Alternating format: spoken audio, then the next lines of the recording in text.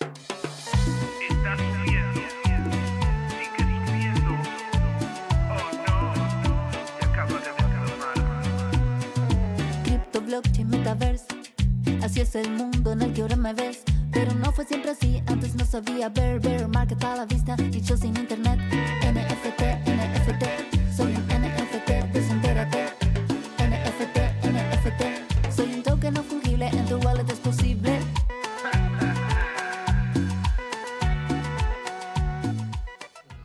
Militantes del Saber, qué programa que se nos viene. No quiero hablar mucho, Santi, porque quiero aprovechar el tiempo al máximo. Tenemos, pero algo tremendo. Tenemos un invitado que la verdad que nos llena de orgullo. Sí. Un verdadero militante del saber. Quizás el militante del saber. Sí, sí. Ha desafiado a Einstein. El profesor vitalicio más joven de la historia de Harvard. Está de visita, además, acá, todavía no lo estamos revelando, pero porque se cumplen los 100 años de la visita de Einstein a la Argentina. En 100 años celebraremos 100 años de esta entrevista, probablemente. También, y seguramente quedarán los datos allí. Y por eso tenemos el honor de que nos visite. Ya lo contaremos, no sin antes agradecer, por supuesto, a nuestros amigos de Ciudadanía, el Instituto de Innovación Digital, que están tratando de impulsar el desarrollo de tecnologías de inteligencia artificial aplicadas a la cuestión pública. Hace poquito fue el lanzamiento de Ciudadanía acá en Art Lab y se hizo un espectacular lanzamiento donde se presentaron ideas de Smart Cities, de inteligencia artificial, de democracia digital. Algo clave que sea con un enfoque ético del uso de la tecnología. Así es, la equidad digital, muy importante, la ética y la transparencia para un uso responsable, la participación activa, y pueden encontrar más información en @ciudadanía. Así que le agradecemos a nuestros amigos de Ciudadanía que están pensando un poco el futuro cívico de nuestros ciudadanos aplicados a la era de los sistemas altamente inteligentes. Juan Martín Maldacena, bienvenido a La Última Frontera. Bueno, Bienvenido gusto. y gracias por estar acá, por hacerte el tiempo. Tantas preguntas. Tiempo Hay una relativo. pregunta que yo siempre te quise hacer personalmente. A ver, más vale que... Acá, mirá, Santi, que cada pregunta es clave. Es imposible. Yo ni voy a repreguntar, ¿ok? Pero lo voy a escuchar, atenta. ¿Estamos en un holograma? No sabemos. No sabemos. No sabe, no contesta. Amplíe, por favor, doctor, profesor. Bueno, te referís a la conjetura holográfica, que es la idea de que el espacio-tiempo se puede representar en términos de una teoría que vive muy lejos, la llamada frontera, en un espacio que tiene una dimensión menos. Algo similar a lo que ocurre en un holograma, el holograma óptico que quizás ustedes hayan visto alguna vez, que se trata de una placa fotográfica de 2 dimensiones en donde cuando uno la ilumina, uno ve una imagen tridimensional. Si tuviera Cuando realmente lo 3 dimensiones. girás. Sí, vos te podés mover y ves realmente la imagen en 3 dimensiones. Entonces la idea es que nuestra realidad con la teoría de la gravedad, etcétera, sería algo similar en el sentido de que la verdadera teoría estaría en una dimensión menos. ¿Esto es lo que se conoce como el espacio anti-de Sitter? Bueno, claro, ese tipo de idea funciona muy bien en los espacios de anti-de Sitter, que son espacios con curvatura negativa, que no se expanden, en eso difieren del nuestro. Nuestro espacio-tiempo tiene más que todo una curvatura más bien positiva si consideramos la curvatura del espacio y el tiempo, y los espacios como el nuestro se están expandiendo, estos otros no. Y en estos otros espacios, si uno va muy lejos, uno puede pensar en una esfera muy lejos, de, digamos, 2 dimensiones espaciales, y ahí uno puede definir una teoría que describiría todo lo que ocurre en el interior del espacio. Esto es la hipótesis que yo trato de hacer como una pequeña traducción. ¿Es más eficiente almacenar información en la superficie de una esfera que en el volumen de la esfera? Sí, bueno, quizás la pregunta más bien va por qué a uno le interesa hacer eso, ¿no? La idea es que el objetivo principal es entender la gravedad, o sea, la teoría de la gravedad, incluyendo las correcciones cuánticas, incluyendo los efectos de la mecánica cuántica. La gravedad de Einstein que usamos para describir nuestro espacio usual, los agujeros negros usuales, la expansión del universo en este momento, es una teoría llamada clásica, que bueno, se rige por ecuaciones deterministas, etc. Pero se cree que en algún momento, por ejemplo en el principio del Big Bang o en el interior de los agujeros negros, el espacio-tiempo es muy curvo y las correcciones, los efectos de la mecánica cuántica son muy importantes. Entonces, para poder entender el principio del Big Bang, uno tiene que entender los efectos, cómo la mecánica cuántica y la gravedad trabajan juntas. Y ahí es donde entran en juego la teoría de supercuerdas. Claro, este es el problema, digamos, principal que Sí. uno trata de resolver, es este problema de la gravedad y la mecánica cuántica. La teoría de cuerdas es una teoría que trata de resolver este problema y funciona muy bien en ciertas circunstancias, o sea, espacios planos y pequeñas fluctuaciones, tiene muchos aspectos muy positivos. Todavía no sabemos si es la teoría correcta, pero es una teoría en construcción, la llamaríamos, ¿no? Entonces esto de la conjetura holográfica también se dio en base a ejemplos de la teoría de las cuerdas. Quizás sea más general, quizás no. Y entonces es una situación en donde uno puede relacionar esta teoría de la gravedad cuántica que uno no entiende muy bien con una teoría que uno entiende mejor, que sería esta teoría en la frontera. Esas teorías en la frontera son teorías de partículas usuales, usuales quiero decir, similares a las que usamos para describir la física de partículas elementales, como el modelo estándar de la física de partículas, que incluye, por ejemplo, teorías como la cromodinámica cuántica, que es la que usamos para describir las partículas dentro de los núcleos. Y, entonces, sí. No, perdón, sí, continúa. Sí, bueno, esas teorías tienen una cierta complejidad, pero sabemos exactamente cómo formularlas, qué nos están diciendo, como si uno quisiera ponerla en una computadora para tratar de resolverlo, uno puede en principio hacerlo. Está el problema práctico de hacerlo, pero en principio sí se entiende suficientemente como para hacer eso. ¿Por qué es importante y tan difícil conciliar la teoría de la relatividad general con la cuántica? Y ahí está tu aporte también centralmente. Bueno, es difícil porque o sea, en la física ordinaria, como en las teorías de partículas y todo, el espacio-tiempo es algo fijo. O sea, hay partículas que se propagan en el espacio, pero el espacio en sí no se mueve, digamos. Es como un escenario donde los actores, que serían las distintas partículas, se van moviendo. En la teoría de la gravedad, el escenario mismo, que es el espacio-tiempo, se está moviendo. O sea, va una partícula, lo mueve, se puede oscilar, puede empezar a... Entonces es cualitativamente un poco distinto, porque tenés que incluir toda la dinámica de ese escenario en forma cuántica. O sea, el escenario no está fijo, sino que se va moviendo, hay distancias pequeñas, se mueve mucho. Y esa es básicamente la dificultad conceptual, quizás. Y aparecen nuevas dificultades, como el fluir del tiempo depende de cuánto se está moviendo el espacio. Claro. Al considerar, si vos tenés un espacio fijo, sabés bien qué significa cada punto en el espacio cuando se están moviendo los espacios. Y en la mecánica cuántica, además, no solo que el espacio se mueve, sino que además tenés que asignar una probabilidad para cada forma del espacio, ¿no? O sea, tenés en cierto sentido muchos espacios al mismo tiempo, cada uno con su pequeña probabilidad, y tenés que encontrar cómo describir eso, ¿no? O sea, la partícula no es que se propaga, hay una probabilidad de que se propague en un espacio-tiempo, otra probabilidad de que se propague en otro, y tenés que calcular todo eso. La computabilidad de eso me parece extremadamente compleja. Sí, o sea, no es la compatibilidad, sino es encontrar realmente qué leyes, o sea, las ecuaciones que... O sea, normalmente cuando uno habla de calcular algo en una computadora, uno presume que uno tiene la fórmula que uno quiere calcular, ¿no? O sea, tenés que tener una teoría de qué es lo que querés calcular y después lo pones en la computadora, lo calculás. En el problema de la mecánica cuántica no tenemos una formulación que nos permita... una formulación general que nos permita decir, bueno, este es el cálculo que habría que hacer. Quizás las computadoras que tenemos ahora no son suficientemente buenas, pero ni siquiera tenemos la fórmula que necesitamos poner en la computadora. Claro. En el caso de las teorías estas en los espacios con curvatura de Ante y de Sitter, etc., en esos casos sí, en principio tenemos unas ecuaciones que uno puede poner en una computadora y tratar de calcular, y en ejemplos súper sencillos se puede. Y con computadoras más poderosas se van a poder hacer más verificaciones de esto, digamos.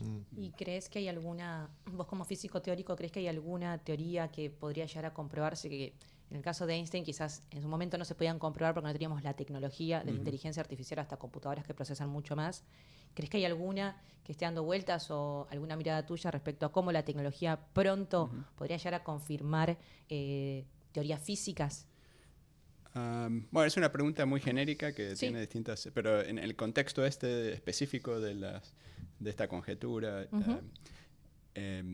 quizás lo más promisorio serían las computadoras cuánticas, porque estas teorías son todas teorías cuánticas y entonces uno puede poner la teoría está en la frontera, que está bien definida, uno la puede poner en una computadora cuántica y la computadora cuántica puede calcular exactamente qué ocurre ahí. Uno vería que esos cálculos dan el mismo resultado que una teoría de la gravedad, ¿no? Uno podría confirmar esa relación matemática. O sea, esta relación, tal como se la entiende ahora, es una relación matemática entre teorías, dos tipos de teorías de la física, las teorías de la gravedad y las teorías de partículas o teorías cuánticas un poco más ordinarias, llamémoslas. Por ordinarias quiero decir las teorías que realmente usamos para describir la materia a distancias muy pequeñas. Ecuaciones deterministas. Sí, son las ecuaciones cuánticas de la mecánica cuántica que se entienden bien, que bueno, son especialmente, las computadoras cuánticas son especialmente útiles para resolver ese tipo de ecuaciones. David Deutsch, padre de la computación cuántica, uno de los que pensó el diseño de este tipo de máquinas, plantea la idea del universo como una supercomputadora, una especie y incluso llegó al punto en uno de sus libros de decir, dejemos atrás toda la dinámica de partículas, todas estas ecuaciones que son las que condimentaron la física hasta el día de hoy, y pensemos en términos de acciones posibles o imposibles, en términos computables al universo mismo y repensar la física en ese sentido, un poco quizás medio haciendo analogía con la idea del universo como simulación. ¿Eso es tenido en cuenta por el ámbito de la física? ¿O como académico de Oxford ha publicado y escrito sobre eso sí uno lo puede pensar y de hecho, bueno, las leyes de la física son un procedimiento que te dice, bueno, si el estado del sistema es cierta cosa en cierto tiempo, el tiempo siguiente lo puedes calcular haciendo un cierto cálculo que es parecido a los cálculos o los modelos de las computadoras cuánticas. Cuando uno habla de los modelos de las computadoras cuánticas hay como distintos modelos, hay algunos como el que propuso Deutsch, de decir de pasos discretos, digamos. Claro. En general las leyes de la física es algo parecido a eso, pero un poco más continuo, que uno puede hacer esa diferencia del tiempo tan pequeña. Pero no es mucho, conceptualmente no es muy distinto. Hay un aspecto en lo que estaba diciendo que sí se usa mucho, que es la idea de pensar en la complejidad de un cierto cálculo, ¿no? Entonces, la idea es que hay ciertos cálculos que cuando uno hace el sistema cada vez más grande, la complejidad puede aumentar en forma muy, muy grande, en forma exponencial, que lo hacen no tan prácticos. Pero la idea es que las leyes de la naturaleza son locales y no debería aumentar con esa complejidad tan grande, y que si la naturaleza logra hacer este cálculo en un tiempo finito, no puede ser algo tan complejo, digamos. Y pensar en los límites que la complejidad impone también es importante. Bueno, es importante, este tipo de idea medio general se va hasta los principios de la mecánica estadística, cuando Boltzmann, por ejemplo, dice que la entropía aumenta. Eso es algo que, bueno, aumenta la entropía porque uno está un poco limitado en las observaciones que uno hace. Entonces, es algo que se tuvo que entender en ese momento, ya los primeros aspectos de esto, y ahora hay aspectos similares de cómo la complejidad de ciertos cálculos o ciertos problemas afectan a cómo deberíamos formular las leyes de la física. Yo tengo una pregunta que la anoté porque no la entiendo muy bien y creo que vos lo podés explicar. Es sobre el James Webb, en donde hay nueva información en el que 2/3 de las galaxias están girando para el mismo lado. Y cuando escuché eso, alguien que sabe mucho me dice, eso podría quizás significar que estamos adentro de un agujero negro. Yo digo, lo leí eso por ahí. Estaríamos adentro de un agujero negro. Claro, entonces estás vos acá, que sos el máster, como dicen en muchos Estamos en lugares, un agujero negro. el Messi de la física teórica. Y si me podés explicar un poco eso, de qué significa, si es correcto. No estoy bien al tanto de cuáles son las teorías que explican Ok. Si las galaxias giran para un lado o para el otro. Si estamos adentro de un agujero negro, si el agujero negro es suficientemente grande, quizás sí, mucho más grande que el universo observable, pero nuestro universo en expansión es un poco es distinto que la geometría que uno tendría dentro de un agujero negro de los ordinarios que se forman aquí. Claro. Quizás la diferencia principal es que en el interior de los agujeros negros ordinarios muchas de las direcciones espaciales están contrayendo en lugar de expandiendo. Esa es una diferencia, y tampoco en nuestras 3 dimensiones a distancias muy grandes tenemos son las mismas en todas las direcciones. En todas las, digamos, podemos hacer rotaciones en las 3 dimensiones y se comportan en forma similar. Mientras que en el interior de un agujero negro hay 2 dimensiones que son las dimensiones como alrededor del agujero negro que se contraen, y otras como la dirección temporal que no se contrae, la que originalmente era temporal, afuera del agujero negro. En el interior se transforma en una especie de una dimensión espacial, y esa no... Wow. Quizás lo estoy diciendo de una manera muy complicada. En el interior del agujero negro, Sí. uno tiene un espacio-tiempo que es un poco como un Big Crunch, lo opuesto del Big Bang. No es un Big Crunch que sea completamente isotrópico, lo mismo en todas las direcciones, sino que algunas direcciones se contraen y otras no. Entonces, por eso es que cuando uno se cae dentro de un agujero negro, las fuerzas de la gravedad nos tiran en una dirección y nos contraen en otras. Y uno los tiraría y nos matarían, etc. Por eso no es buena idea. Pero bueno, en eso son las diferencias. Pero hay una similaridad, es un poco similar en el sentido que es como un Big Crunch, lo opuesto del Big Bang. Claro. Por eso es que también creemos que entender por ahí mejor el interior de agujeros negros sea útil para entender el principio del Big Bang, porque es algo un poco conceptualmente similar. Y con esto del James Webb es como que estamos de alguna forma mirando más para el pasado. Claro, el James Webb, el James Webb está diseñado para mirar luz infrarroja, o sea, con longitud de onda más grande. Las cosas que están muy lejos, debido a la expansión del universo, la luz nos viene, algo que emitía luz, digamos, blanca en su momento, nos llega a nosotros ahora como una luz muy roja que sería invisible. Entonces, al poder ver ese tipo de luz, uno puede ver objetos mucho más lejanos y ver las galaxias mucho más viejas. Y eso es mucho del progreso que hay y el interés que hay en el James Webb. Es eso, que podemos ver cosas que antes no podíamos ver. En términos de cosas lejanas, también el James Webb te permite ver cosas que las longitudes de onda más largas pueden pasar a través de polvos o cosas que la luz normal no, entonces te permite ver dentro de otros objetos que antes no podías ver. Interesante. Sí. ¿Hay un programador en todo esto? Programador. Dios, ¿a eso te referís? Un poco la cuestión de la fe. No sabemos, Ok. podemos... uno puede pensar que sí, uno puede pensar ¿Cuál es que tu no. apreciación? Porque vos sos católico. Sos Además, el Papa Francisco te nombró miembro Ujú, de la Academia ujú, Pontificia de las Ciencias. ujú. Sí. Pontificia de las Ciencias. Y esto que te pregunta Santi, ¿cómo, Sí, cómo bueno, se uno combina? puede ver todo esto y decir, bueno, aquí hay un diseño de alguna manera, en el diseño de las leyes de la física. Y bueno, uno puede decir, bueno, es un diseño muy ingenioso, ¿no? Muy simple. Es sorprendente la simplicidad de Al las... final, la pavada.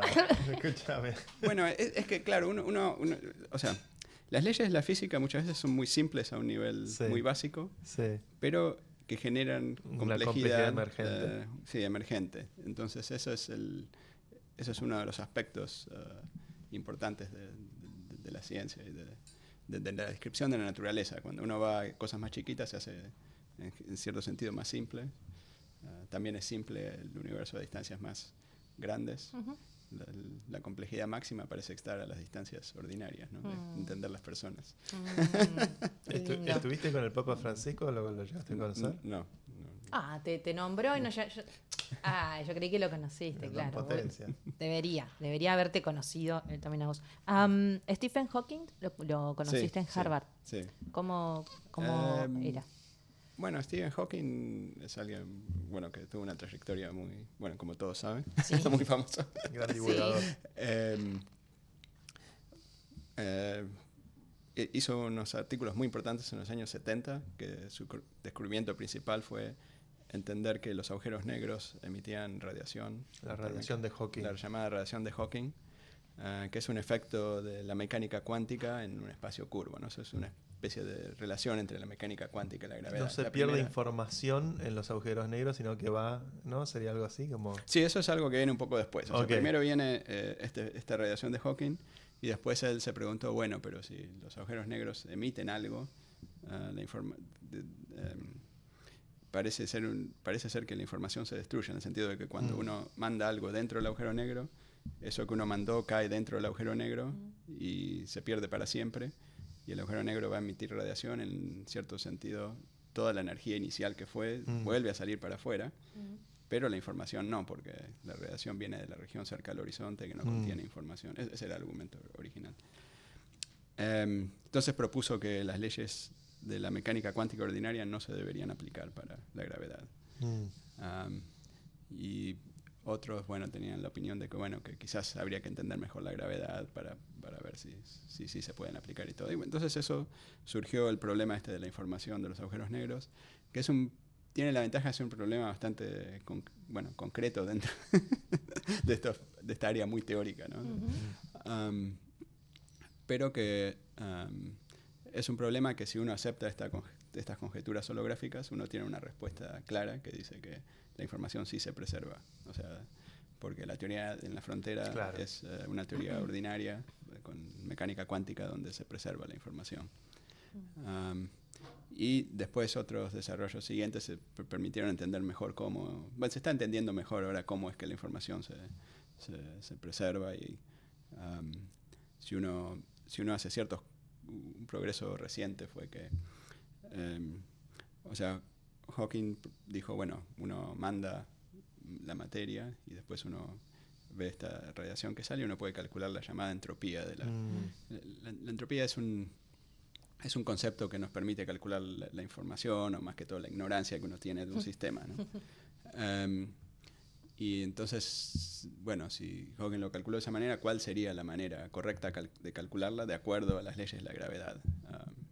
O sea, usando esta conjetura uno puede calcularlo y ve que no crece.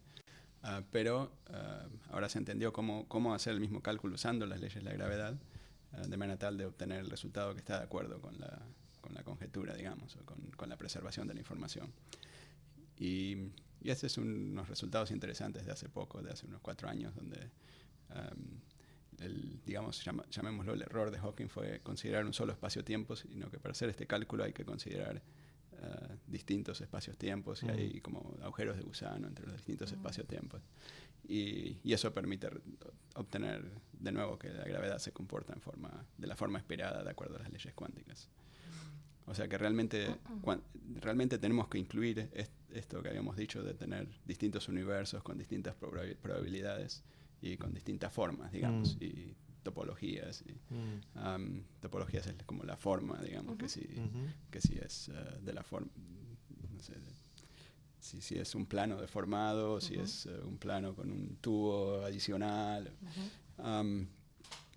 Y estos efectos nos permiten, incluirlos correctamente, nos permite recuperar lo que uno esperaría de la mecánica cuántica. O sea que es un desarrollo interesante dentro de entender la teoría cuántica de la gravedad. O sea, el problema en la teoría cuántica de la gravedad es un problema en construcción, digamos. Todavía no se sabe bien cuál es la teoría completa y no podemos describir el problema más importante de todos, que es entender el principio del Big Bang.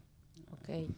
O sea, el problema de los agujeros negros es interesante desde el punto de vista teórico porque es un poco más fácil y accesible desde el punto de vista teórico que entender el principio del Big Bang, pero el problema más importante desde el punto de vista experimental y científico, etcétera, es entender el principio del Big Bang. Claro.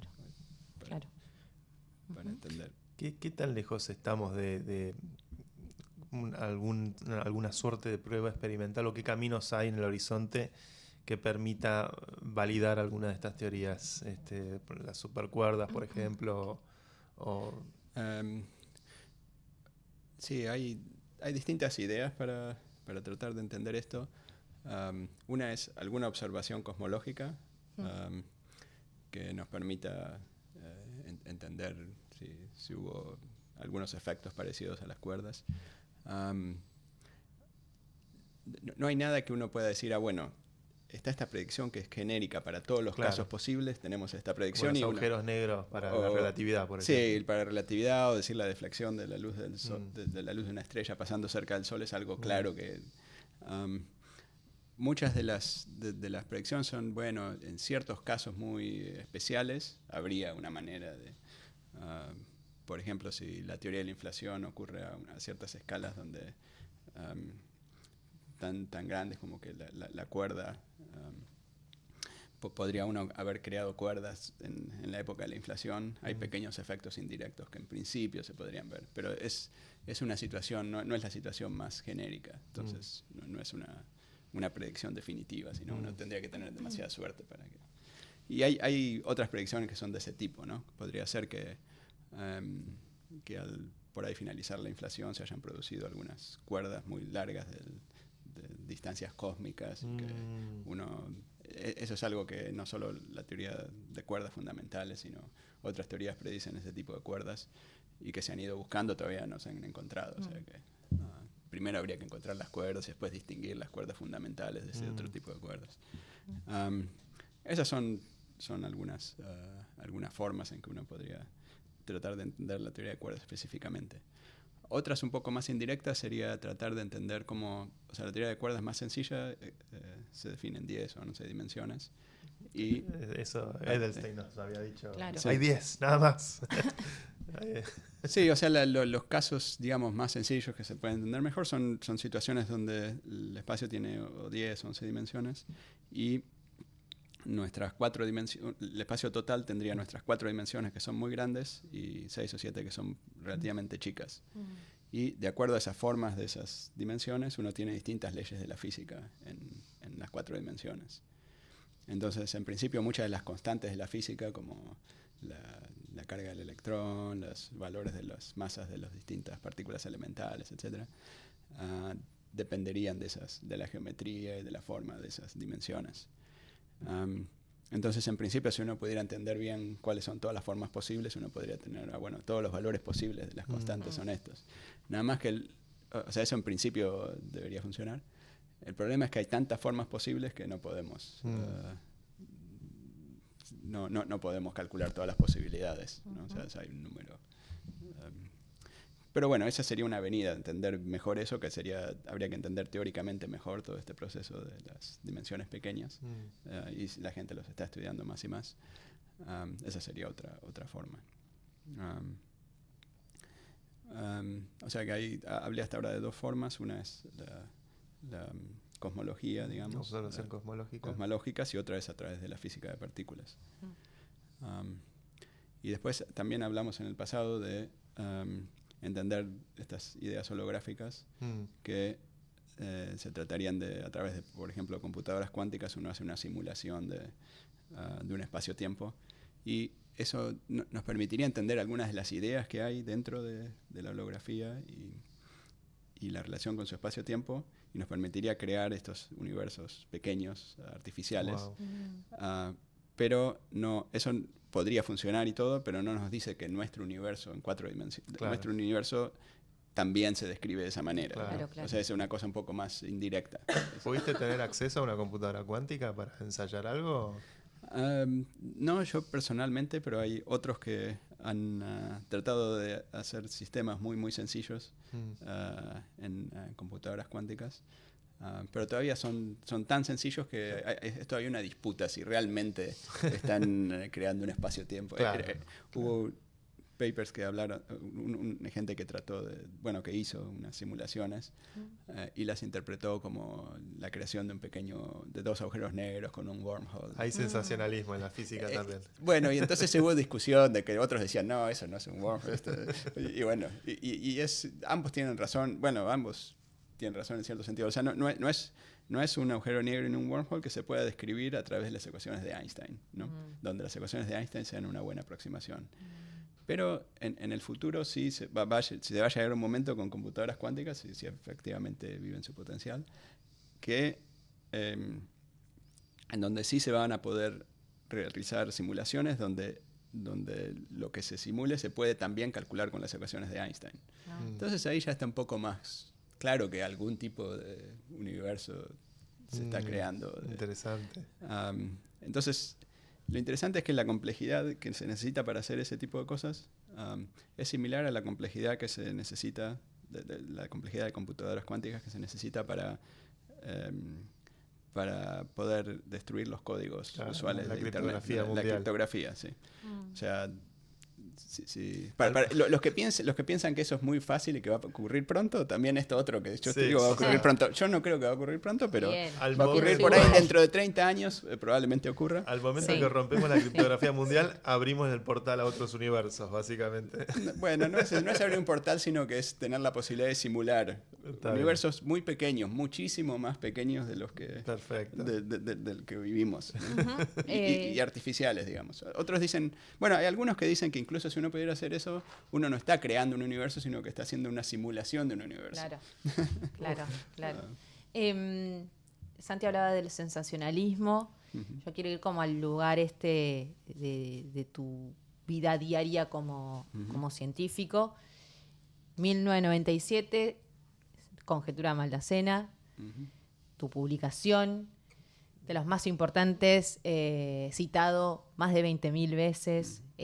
Dale a tu cuerpo alegría, Maldacena. Claro, o sea, ¿cómo fue ese camino hasta que vos llegás a la conjetura y también tus compañeros y esto, el cambio de Macarena al festejo de Maldacena? Si nos puedes contar un poco sobre eso. ¿Te diste cuenta en el momento cuando escribiste el paper o cuando tuviste el rapto de inspiración hacia dónde conducía esto? Sí, o sea, yo venía haciendo, junto con otros también, investigación en la teoría de las cuerdas y cómo describir los agujeros negros dentro de la teoría de las cuerdas. Okay. Y hubo algunos descubrimientos que se hicieron unos años antes, descubrimientos de ciertos aspectos de la teoría de las cuerdas, que sugirieron una relación muy estrecha, digamos, entre los agujeros negros y ciertos objetos dentro de la teoría de las cuerdas. Y entonces empecé a trabajar en eso. Y ahí continué en eso y había... ¿Cuántos años tenías más o menos? Y unos 26... Bueno, yo empecé a estudiar física desde que tenía unos 17 años. Me recibí y después fui a hacer el doctorado. Pero en este momento tenía, alrededor de 27 quizás. Bien. Y entonces... empezamos a hacer estos cálculos y había como una cierta relación entre cálculos que uno hacía dentro desde el punto de vista más que todo de física de partículas, de pensar al agujero negro como un objeto cuántico, y cálculos que uno podía hacer usando la teoría de la gravedad. Y a veces daban lo mismo, a veces no daban lo mismo. Entonces, tratando de entender eso, fue que entendí que había que ir cerca del horizonte de esos agujeros negros, y ahí el espacio tenía esta curvatura negativa del cual habíamos hablado un poco antes. Estos espacios de anti de Sitter. Y que había ahí, en ese caso era más clara la relación entre las dos cosas, porque estos espacios tienen una simetría. En la física muchas veces para entender problemas es importante entender las simetrías de los problemas, y este espacio tenía una simetría especial que nos decía que la teoría de las partículas también tenía que tener esa simetría especial. Esa ecuación. Y eso fue bastante importante para entender cuál era la relación entre las dos cosas. Y ese momento, o sea, yo quiero un poco vivir ese momento en el que vos decís, acá descubrí. Bueno, no, fue un momento gradual de entender de que había una relación, pero no entendíamos bien cuál era la relación, pero el entender el tema de la simetría fue bastante crucial pero después seguía habiendo cosas que no estaban del todo bien o que no entendíamos. Así, Sí. y bueno, al final, digamos, sí, escribir el artículo con lo Sí. que entendía en ese momento. Sí. ¿Y tus colegas? Y bueno, me acuerdo que había cosas que no entendía y uno de mis colegas de Harvard me dice, escribí el artículo, no te preocupes por este, es un detalle, solo escribílo. Y bueno, entonces escribí el artículo y bueno, y en ese momento, bueno, a muchos les pareció interesante y Sí. empezaron a trabajar en eso. Algunos decían, no, pero es demasiado bueno para ser cierto. Bueno, empiezan los críticos también. Sí, Natural. sí, pero bueno, entonces, pero enseguida hubo otros otros investigadores que realmente lo entendieron mejor y lo clarificaron y encontraron nuevas maneras de como tratar de verificar que sea cierto o no, ¿no? Encontrar cálculos que uno podía hacer y que daban lo mismo de las dos maneras. ¿Y actualmente qué ocupa tu...? Sí. No, Y después esto siguió por muchos años y se acumuló más evidencia de que era cierto, etc. Y hoy en día, ¿qué ocupa tu investigación o tu trabajo? Y tratar de entender cómo este tipo de ideas se puede extender a los espacios cosmológicos. Sí, he trabajado durante algunos años en eso. Todavía no hay una extensión súper clara, hay algunas ideas, pero tratando de entender eso. Vos estudiaste en el Balseiro. Sí. ¿Cómo ves a la física argentina hoy en Sí, día? yo hice 2 años en la UBA y después en el Balseiro. Bueno, hay gente que está haciendo investigación realmente excelente. Hay, por ejemplo, Horacio Cassini, Marina Huerta y otros también en Bariloche están haciendo cosas muy buenas sobre teoría cuántica de campos, entendiendo mejor la física de partículas y aspectos de cómo la información cuántica se puede aplicar, ideas de información cuántica se pueden aplicar a describir aspectos de la física de partículas. Y realmente son los mejores del mundo haciendo este tipo de cosas. Y después hay otros lugares donde ha surgido gente muy buena, por ejemplo, el observatorio en Córdoba, hay un grupo hablamos de la relatividad general, hay un grupo de relatividad general que, bueno, habíamos mencionado, bueno, no sé si lo dijimos antes de la entrevista, pero que en los años 20, antes de que viniera Einstein, Sí. había investigadores del Instituto Astronómico de Córdoba, habían tratado de verificar las predicciones de Einstein en cuanto a que la luz de las estrellas iba a ser deflectada por el Sol. Él hacía moverse, que si uno veía una estrella muy cerca del Sol no iba a estar en la posición que uno esperaba, sino que iba a estar en otra posición.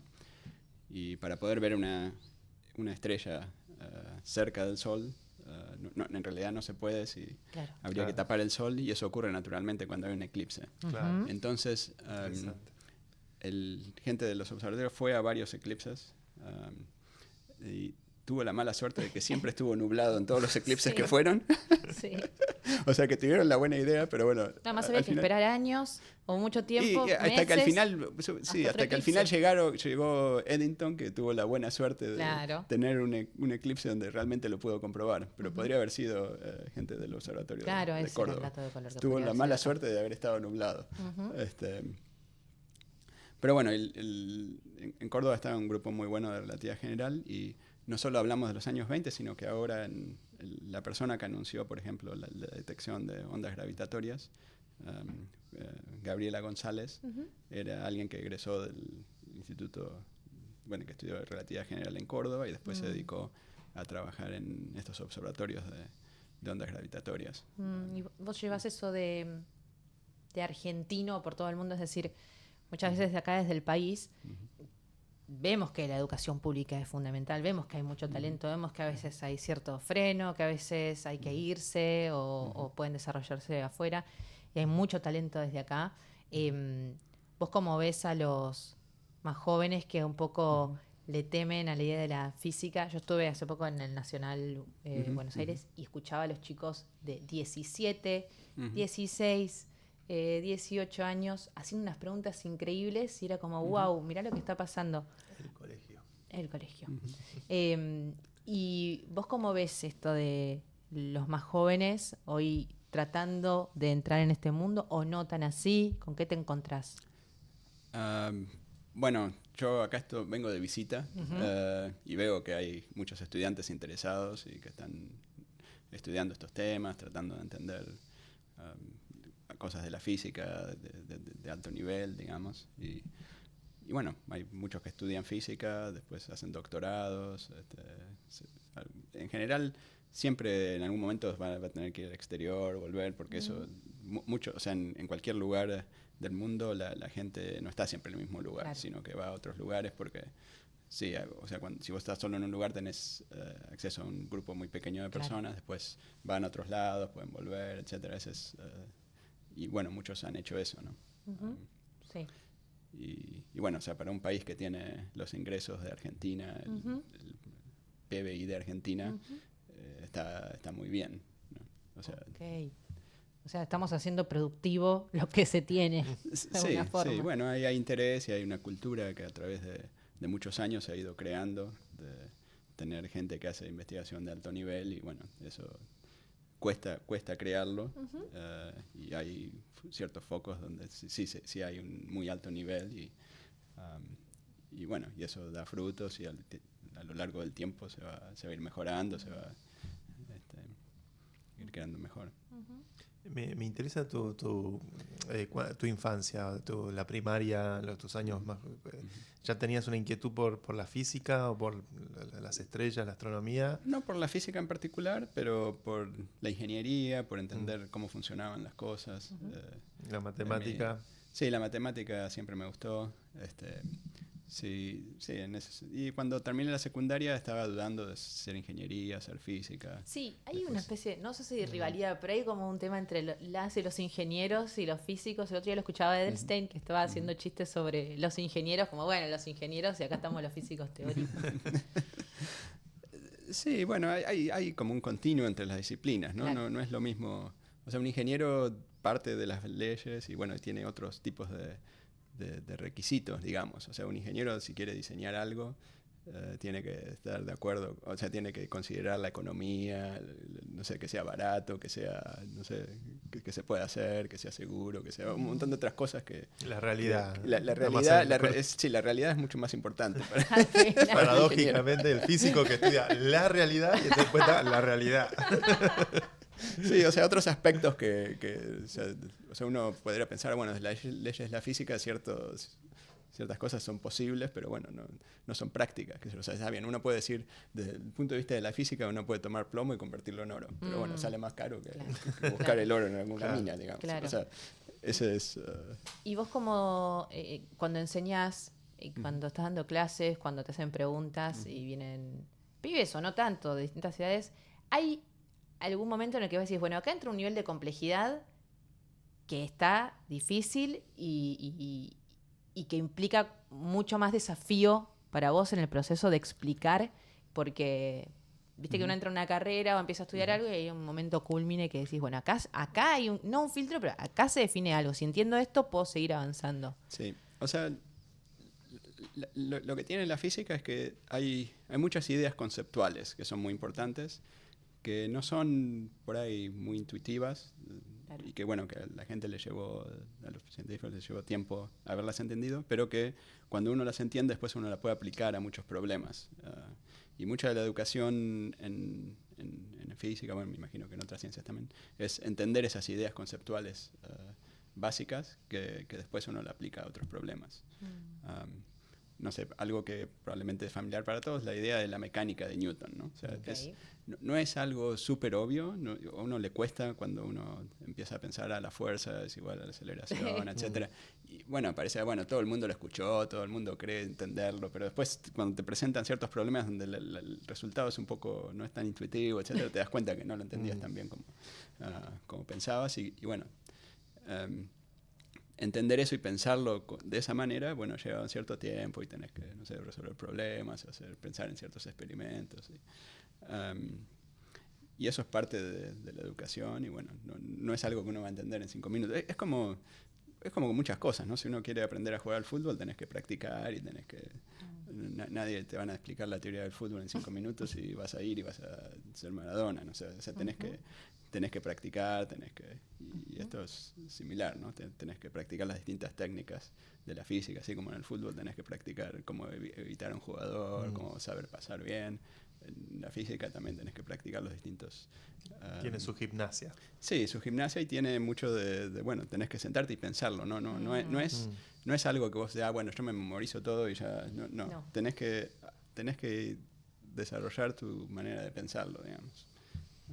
Y cambiar tu manera de pensar muchas veces, de cómo... Tremendo eso, sí. Cambiar, sí, o sea, acostumbrarte a pensar haciendo cierto tipo de preguntas que... Claro. El tiempo de repente es una variable a ser manipulada de forma contraintuitiva. Sí, o estas veces en las que, bueno, hay una teoría, hay una fórmula, y alguien viene a desafiarlo y decir, pará, no es así, y no, pará, no me digas que no es así porque estamos destruyendo 100 años hacia atrás de todo lo que creíamos que era y ahora nos encontramos con una situación totalmente diferente. A veces se escuchan frente a algunas preguntas muy complejas sobre ecuaciones y ¿qué pasa si esta variable está esta de cambio? No, pará, si eso pasa, todo lo que dijimos anteriormente no, así que no es posible. Bueno, no hay muchas situaciones donde hay resultados experimentales que son sorprendentes y que no están de acuerdo con lo que son sorprendentes desde el punto de vista de la teoría, y por eso mucha gente piensa que por ahí no están bien. O sea, por ejemplo, fusión fría, neutrinos que se propagan más rápido que la velocidad de la luz. Todas esas son cosas que se fueron anunciando en distintos momentos. Sí. Claro, fueron sorprendentes. Si hubiera sido cierto, hubiera estado espectacular. Pero bueno, después descubren, bueno, no, en realidad no vinieron bien, Claro. en realidad se olvidaron Pasa de tal cosa. mucho eso. Y bueno, eso ocurre, y esos son los ejemplos por ahí más publicitados, pero bueno, siempre hay cosas que no se entienden. Y a veces hay cosas nuevas, ¿no? Por ejemplo, uno de mis colegas en el instituto hace muchos años calculó la cantidad de neutrinos que el Sol debería emitir. O sea, dije, bueno, si emite tanta luz, de acuerdo a la ley de la física, debería emitir tantos neutrinos. Después midieron y era la mitad de lo que habían. Claro. Entonces, bueno, la mayor parte de la gente en ese momento pensó que, bueno, debe haber calculado mal. Lo llamaban un astrofísico a medias. No. Era mitad astrofísico. Le decían. El bullying de la física. Sí, debe ser terrible. Además es durísimo, con argumento muy concreto. Porque vos... Te dio la mitad de lo que no, debería haber sí. dado. Pero bueno, después después de muchos años se entendió que eso se debía a que los neutrinos tenían masa y que salían como un tipo de neutrino. Cuando llegaban acá a la Tierra se transformaban, la mitad, digamos, se transformaba en otro tipo de neutrino que no era detectado por los detectores que había en ese momento. Claro. Después hicieron los detectores que detectaban ambos tipos de neutrinos y ahí ya... Tremendo, porque en algún punto es como que no existe o se valida algo a partir de la tecnología que esté en ese momento presente o no. Es como, bueno, sí, por está y no supuesto está. Es como un poco cuántico en ese sentido también. Está y no está. Es como un work in progress permanente. La Claro, física. Sí, pero si no siempre es- uno no puede medir todo. O sea, uno mide ciertas cosas y bueno, ahí no tiene que interpretar esas mediciones. ¿Hay algo de esperanza con ahora la gran novedad tecnológica de la civilización es la inteligencia artificial? Aplicada al campo de la física, ¿puede acelerar el descubrimiento de nuevas teorías? Y probablemente sí lo haga. Hay gente que está tratando de desarrollar sistemas de inteligencia artificial, especialmente como dedicados a la física o dedicados a aspectos científicos. Y sí, probablemente sea útil. O sea, ya está siendo útil para ciertas cosas como buscar en la literatura. O sea, Sí. y me imagino que cada vez será mejor. ¿Tuviste contacto con algún sistema de esa naturaleza o No, la lo mismo usás? que todo el mundo tiene Sí. contacto, Claro. ChatGPT, cosas así. Claro. ¿Y Sí, en qué es lo que estás viendo? ¿En qué estás trabajando? ¿Qué estás investigando ahora? ¿Qué es lo que te está generando una inquietud muy grande todavía? Bueno, sigo tratando de entender el tema de la holografía aplicada a soluciones cosmológicas, y también entender mejor la idea de la holografía, cómo sistemas cuánticos pueden generar un espacio-tiempo, que lo hacen a través de... O sea, uno tiene un sistema cuántico con muchas partes que interactúan fuertemente y eso es lo que genera el espacio-tiempo, pero exactamente cómo ocurre no lo entendemos tan bien como uno le gustaría. Entonces también me interesa un poco entender qué comportamientos emergentes hay en estos sistemas cuánticos con muchas partículas y que interactúan fuertemente. Puede ser que la realidad, o sea, nosotros evolucionamos nuestros sentidos de forma darwinista para la supervivencia ¿no? De nuestro cuerpo, de nuestra vida. Intuitivamente entendemos la realidad como este metaverso en el que estamos metidos, donde agarró el mate y demás. Es muy diferente la verdadera realidad, si se puede decir de esa manera, a partir de lo que percibimos respecto a lo que las ecuaciones parecían estar demostrando. ¿Estamos en el borde de un holograma que sale de un agujero negro?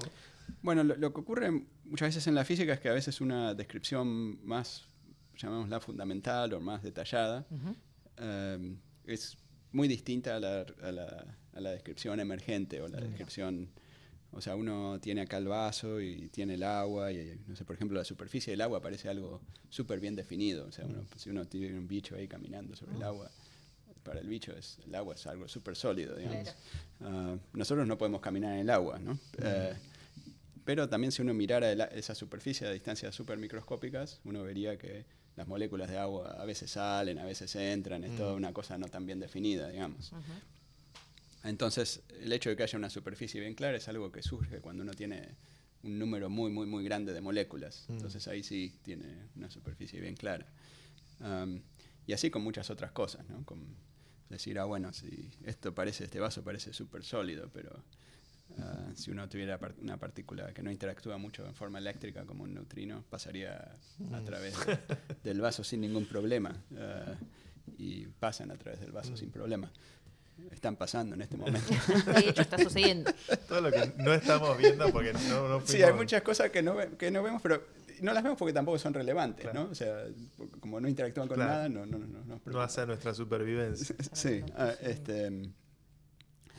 Pero bueno, entonces cuando hablábamos de entender conceptualmente nuevas cosas, es también entender la diferencia entre la descripción microscópica y la descripción macroscópica o más efectiva, digamos, que uno tiene a distancias más grandes y encontrar cómo están relacionadas estas dos cosas. No hay que como equipararlas directamente. No, bueno, una es un poco más detallada y la otra es emergente. Sí.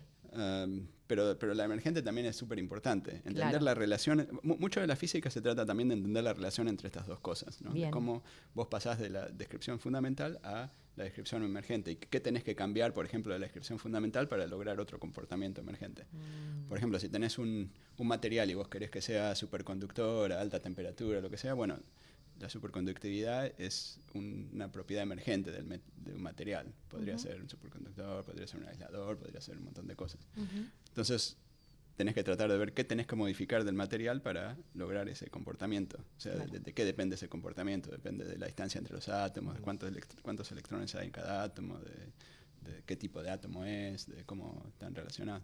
Entonces, entender todo eso mejor nos permitiría diseñar nuevos materiales, o sea, si uno quiere hacer, por ejemplo, una computadora cuántica, una de las propuestas es desarrollar nuevos materiales que permitan guardar la información cuántica a distancias muy grandes. Es una nueva fase de la materia. Esto es lo que Microsoft estaba haciendo. Sí, Microsoft anunció que... Bueno, este es uno de los anuncios que los detractores dicen que es too good to be... demasiado bueno para ser cierto, que probablemente... Santi Anadela, deja de vender humo, querido. Escúchame acá. Pero bueno, o sea, sí, algunos no se lo creen, pero bueno. Un compañero mío de Princeton fue el que hizo el anuncio. ¿Sí? Mira. Sí, Chetan Nayak, sí. Pero bueno, o sea, es una idea interesante que por ahí la pueden hacer, ¿no? O sea, y es una de las ideas interesantes para las computadoras cuánticas, pero de nuevo se trata de este tema de los aspectos emergentes. O sea, hacer eso es realmente manipular el sistema, poner qué tipo de conductor con tal otro tipo, de manera tal de lograr este nuevo estado de la materia que permita guardar la información cuántica en forma protegida.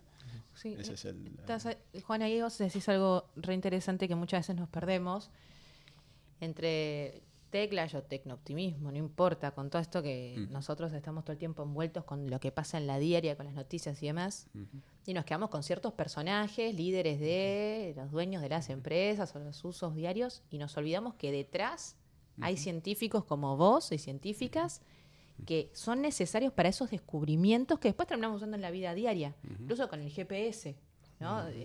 Son fundamentales. Y es como complicado a veces buscar comprender, pero al final lo usamos todos los días. ¿Hay algo que te llame la atención respecto a esa distancia entre la parte teórica y al final con el tiempo caer en lo práctico? Bueno, o sea, algo que ha pasado en la historia, digamos, es que hay cada vez es más grande la distancia entre la teoría, la tecnología, al final el producto final, ¿no? Claro. O sea, es una cadena cada vez más grande y más compleja, que bueno, no sé, hacer un iPhone requiere un montón de partes y tecnología de distinto tipo para las distintas partes, se hacen en distintos lugares del mundo. O sea, es una complejidad mayor que en el pasado, digamos, que bueno, era una cosa más sencilla que alguien hacía en su tallercito, ¿no? Claro. Y bueno, en el futuro supongo que seguirá aumentando esa diferencia. Esa distancia. Y bueno, uno no va a entender todo. O sea, no sé, si a mí me preguntan cómo funciona un iPhone, o sea, es el principio básico, pero no tengo ni idea de cómo, de los detalles de exactamente cómo funciona la pantalla, ponele. Y bueno, me imagino que eso va a seguir ocurriendo, ¿no? Incluso con biología también hay millones de cosas cada vez más complejas. ¿Sí? Claro. Para cerrar, seguramente hay muchos, como decimos nosotros, militantes del saber que nos miran. Esta entrevista estoy seguro que ya muchísima gente se va a entusiasmar. No, disculpas de antemano si nos preguntamos justo algo que ustedes sabían, que ya sabemos que hay fanáticos de Yo Juan Martín. ayer estuve preguntando en Twitter, tratamos de incorporar muchas de esas preguntas. Claro, yo estuve leyendo todos los eventos de los 100 años de Einstein, fui para cuando venía acá como más o menos una idea un poco más armada de la situación. Pero disculpas de antemano si hubo algunas cosas que quieren saber y no preguntamos, pregúntenlas ahí en los comentarios. ¿Qué libros o qué contenidos recomendarías para alguien que quiera introducirse en este mundo o que a vos te provocó a lo largo de tu vida, te inspiraron a seguir este camino? Bueno, hay una serie de charlas de alguien que se llama Leonard Susskind. Sí, buenísimo Susskind. Sí, y creo que son muy buenos, ¿no? Ok. Recomendamos Leonard Susskind. Yo miro tus charlas en YouTube. Las tengo que mirar en 0.5x. Y varias veces. Y volver para atrás. Un par de veces, sí. Pero nada, Juan, muchísimas gracias por haber venido. Bueno, de nada, un gusto. Por deleitarnos un poco con tu conocimiento. Yo lo miro porque te observo mucho, pero porque te dicen el Messi de la... No sé cómo te hace sentir eso. ¿Cómo te llevas con esa fama? Del Messi de la... Ya está. La ignoro. Pero los colegas lo dicen, todos lo dicen. Gracias. De nada. Queridos militantes del saber, esto ha sido, la verdad, una de las razones por las cuales uno quiere hacer este tipo de programa. Sí. Para nosotros es una jornada inolvidable. Esperemos que se hayan inspirado. Estos, como siempre, son disparadores para que ustedes después busquen más contenido, más información y se inspiren a través de las redes, que hay tanta abundancia de contenido sobre todo esto, todos los temas posibles. Nos pueden encontrar en Instagram, en TikTok, YouTube, en Spotify. Hasta en Facebook, mirá, en todos los elementos del capitalismo internacional. Que llegue, que mientras la información llegue, con esta curaduría, la nuestra, es la que vale. Allí estaremos, yo soy Emi Garzón. Mirá vos, entonces yo soy Santi Siri. Como siempre, todos los martes a las 7 de la tarde por Filo News, La Última Frontera. Nos vemos la semana que viene. ¡Chau! Estás durmiendo. Sigue durmiendo. Oh no. Te acabas de enfermar. Crypto, blockchain, metaverse. Así es el mundo en el que ahora me ves. Pero no fue siempre así, antes no sabía ver market a la vista y yo sin internet. NFT.